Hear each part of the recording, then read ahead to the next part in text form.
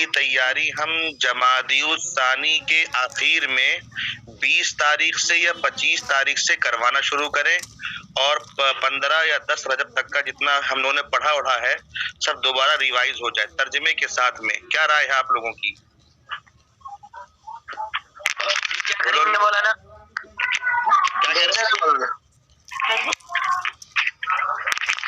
یعنی ہم روزانہ جیسے مان لو خبر کی بحث ہے تو خبر کی بحث میں ایک بحث کی خبر کی کتنی قسمیں ہیں بتا دیجئے، وہ پورا تم لوگوں سے زبانی سن لیں، اور اگر اس کے سوال جواب ہوں وہ بھی دے دیں، اور جو ترجمہ ہے کتاب کا اشعار میں یا اس میں نثر میں وہ پورا جو ہے تم لوگوں کو پڑھا بھی دے، تم سے سن بھی دیں۔ کیا خیال ہے؟ بہتر ہے یہ؟ بہتر ہے بہتر ہے نا؟ اچھا ہے ٹھیک ہے۔ تو جمادی الثانیہ کی 20 تاریخ، کیونکہ اب تو بھائی کنفرم ہو گیا 20 رجب سے امتحان ہے، تو جمادی الثانیہ کی 20 تاریخ سے یا جمادی الثانیہ کی 25 تاریخ سے یہ ہم لوگ کر لیتے، ٹھیک ہے نا؟ تو ابھی ادھر بند کر دیتے ہیں اس کو۔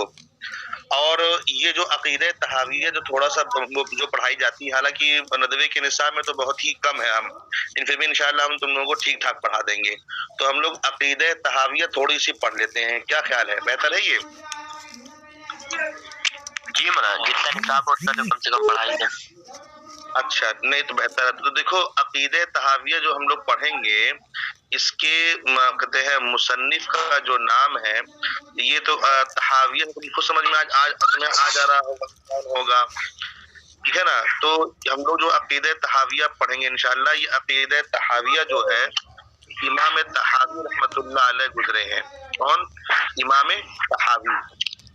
ان کا جو پورا نام ہے وہ ہے ابو جعفر، لکھنا نہیں، ہاں سن لو، آج سنی بنے رہو، ابو جعفر احمد بن محمد بن سلامہ، ٹھیک ہے، الطحاوی، یعنی یہ ان کا پورا نام ہے۔ تو کیا کہتے ہیں انشاءاللہ ہم لوگ اگلے ہفتے سے یہی پڑھیں گے، ٹھیک ہے؟ البتہ تھوڑا موڑا جو ہے آج کچھ تمہیدی گفتگو ہو جائے۔ کیا ہو جائے؟ تمہیدی گفتگو۔ دیکھو احکام شرعیہ،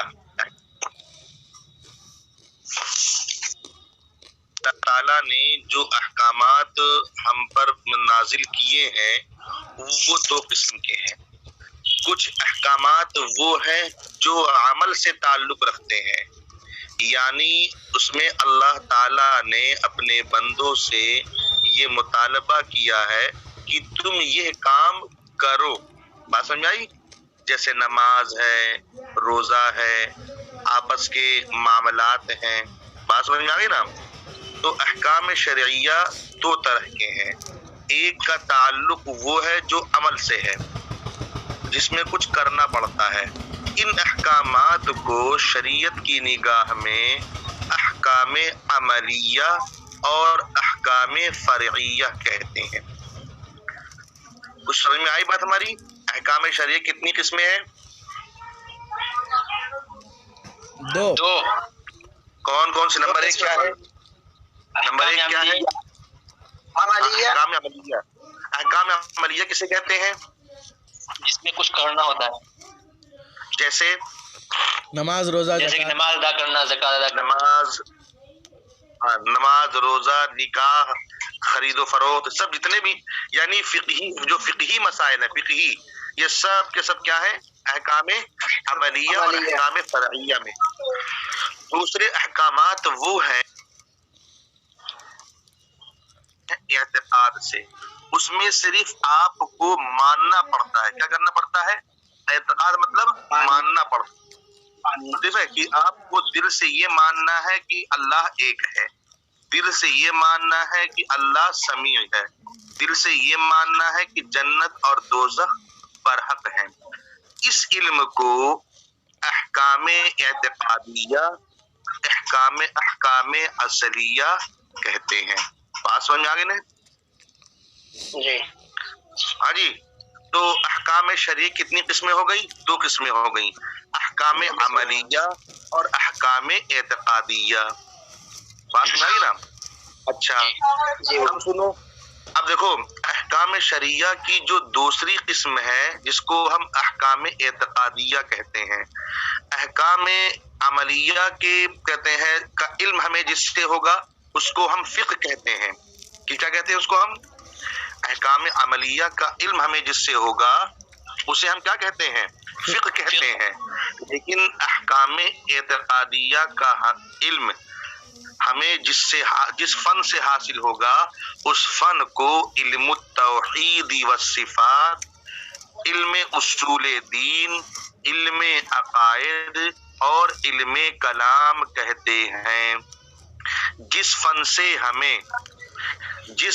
ہمیں احکام اعتقادیہ کا علم ہوگا اس فن کو علم التوحید والصفات اور علم اصول الدین اور علم العقائد اور علم الکلام کہتے ہیں.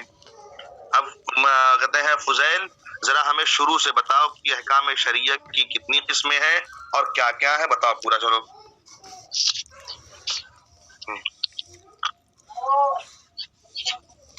مولانا ہم گھر میں بیٹھے، یہاں پہ شور ہو رہا ہے. چلو ٹھیک ہے، تو امتیاز بتاؤ. مولانا بتائیں. ہاں بتاؤ. بسم اللہ الرحمن الرحیم. احکام شرعیہ کی دو قسمیں ہیں. نمبر ایک احکام عملیہ شرعیہ، اس میں احکام عملیہ فرعیہ، احکام عملیہ اور احکام فرعیہ. فرعیہ ہاں دو نام ہے اس کے. چلو نماز روزہ، اس میں جیسے نماز روزہ زکوٰۃ یہ سب ادا کرنا ہوتا ہے. ٹھیک ہے.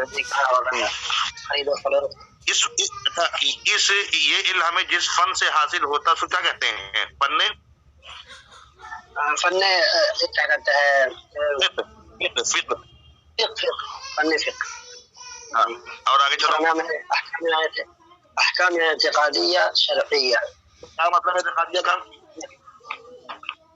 اس میں یہ کرنے کو ہوتے ہیں، نیت میں ماننا ہوتا ہے کہ اللہ ایک ہے. اعتقاد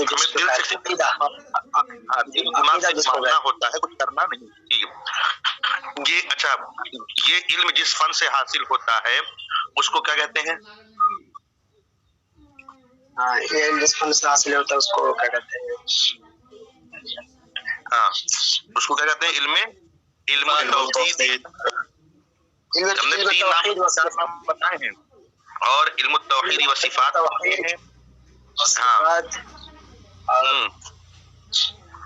علم اصول الدین اور علم العقائد. علم العقائد. چلو اتنی بات ہے، سب کو سمجھ میں آ گئی؟ سمجھ میں آ گئی؟ اور علم اصول الدین، عین لام میم علم، الف صاد واو لام اصول اور الدین. ٹھیک، اور ایک ہو گیا. علم العقائد، علم العقائد اور علم کلام. اچھا اب ہم ذرا ایک کامن سے اعتراض کرتے ہیں. مرزا ریحان، جس فن سے ہمیں احکام اعتقادیہ معلوم ہوتے ہیں اس فن کو کیا کہتے ہیں؟ مرزا ریحان، جس فن سے احکام اعتقادیہ کا ہمیں علم ہوتا ہے اس فن کو کیا کہتے ہیں؟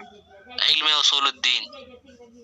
علم اور ہاں بہتر، بہت اچھا. اور یہ عقیدہ تحاویہ جو ہم پڑھیں گے یہ فن اس میں ہے، احکام وہ ہے فن اعتقادیہ میں ہے. ٹھیک ہے نا؟ تو لہذا یہ عقیدہ تحاویہ جو ہوگی یہ کس فن میں ہے؟ عقیدے کے کلام میں ہے، عقیدے کے بارے میں ہے. بالکل صحیح ہے. اچھا اب تھوڑا سا سننا، ابھی ٹائم ہے نا، گھنٹہ کا ختم ہوگا. گھنٹہ کا ختم ہوگا بھائی، ٹائم ہونے والا ہونا. 10-20 بس سنو. ہاں ٹائم ہونے والا.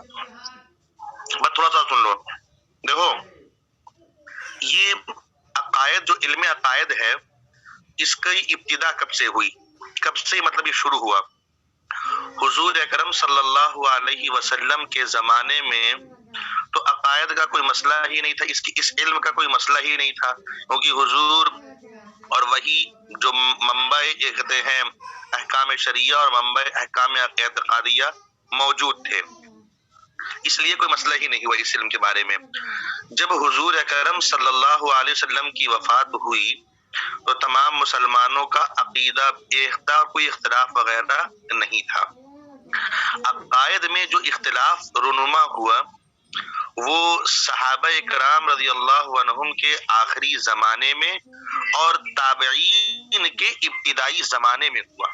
गौर सुनते रहना कि इल्म अकायद की जो इब्तिदा हुई, जो आगाज हुआ, वो सहाबा इकराम के आखिरी ज़माने में और ताबईन के इब्तिदाई दौर में इल्म अकायद की इब्तिदा हुई।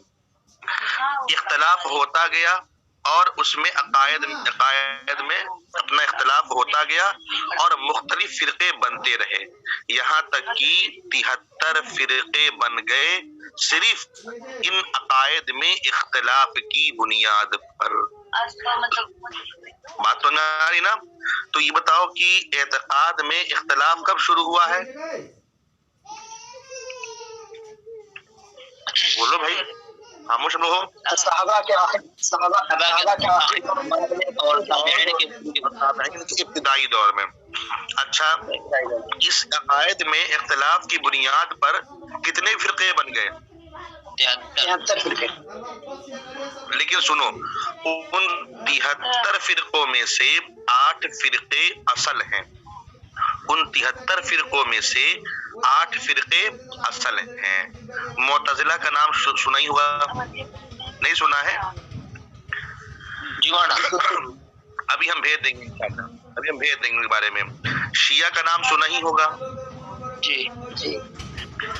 खवारिज का नाम नहीं सुना होगा, नहीं सुना ना? तो हम बता, देखो नंबर जो 8 अहम फिरके हैं जो उसूल के हैं वो 8 हैं: मुअतज़िला, शिया, खवारिज, मुर्जिया, नज्जारिया, जबरिया, मुशब्बिहा, अहले सुन्नत वल जमात। ये 8 फिरके हैं, ये 8 फिरके असल हैं। फिर इन 8 फिरकों की शाखाएं निकली हुई हैं जो सब 73 फिरके बन जाती हैं। बताओ, सब आज जो पढ़ाया हमने समझ में आया? इतना नहीं आया? मतलब वो 73 का 8 का 73। हाँ जी हाँ, वो 8 का 73 बन गया कि 12 फिरके शिया के हो गए। अहले सुन्नत में तकरीबन 4-5 हो गए। अहले सुन्नत में जैसे देवबंदी, अहले हदीस, गैर मुक़ल्लिद और आपके कहते हैं ये बरेलवी। फिर बरेलवी में 3 फिरके हो गए, जैसे बरेलवी हो गए, कछोछवी हो गए, मदनी हो गए। अहले हदीस में तकरीबन 8 फिरके हो गए। अहले हदीस वो है अहले सुन्नती वल जमा, पता नहीं क्या किन में है। अहले हदीस बनारसिया और अहले हदीस कहते हैं जालंधरिया, पता नहीं कौन से, यानी इनमें भी 8 फिरके हो गए। फिर देवबंदी में मान लो कई हो गए। बात समझ आई ना? तो अहले सुन्नत में भी कई फिरके बन गए। बात समझ आई? ऐसे ही खवारिज है। देवबंदियत में कितने? देवबंदियत में कुछ ना कुछ तो है ही उल्टे सीधे, उसमें भी और क्या होंगे? मजा आता है, लग रहा है कौसर को है। तो हम सबका बता देंगे इंशाअल्लाह आहिस्ता आहिस्ता, ठीक है? चलो, अब देवबंदियत में क्या है, क्या कहते हैं, कहीं फिरक़े सलमानिया है तो कहीं फिरक़े फुलानिया है, कहीं फिरक़े फुलानिया है, सब चलना है। इस टाइम क्या करोगे? तो भाई आज का पढ़ा हुआ समझ में आ गया पूरा? कोई दिक्कत तो नहीं है?